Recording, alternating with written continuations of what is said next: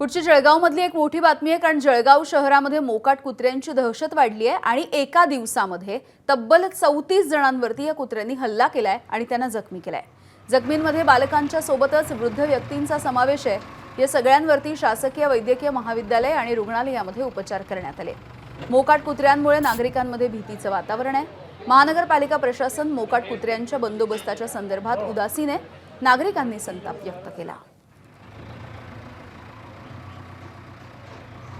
आजचं तर 34 असे झालेले डॉग बाईट आणि महिन्याला 900 आणि वर्षाला 10,000 पर्यंत जाते।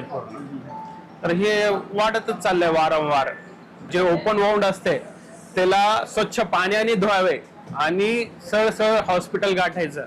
त्याच्यात चुना लावायचा नाही किंवा कसलाही रॉकेल टाकतात, कोणी हळद लावते, असं काही लावायचं नाही। वाउंड फक्त स्वच्छ धुवून किंवा ब्लीडिंग जास्त होत असेल तेवढी कंट्रोल करून त्याला बँडेज वगैरे लावून आपण हॉस्पिटलला येऊ शकता डायरेक्ट। एबीपी माझा, उघडा डोळे बघा नीट।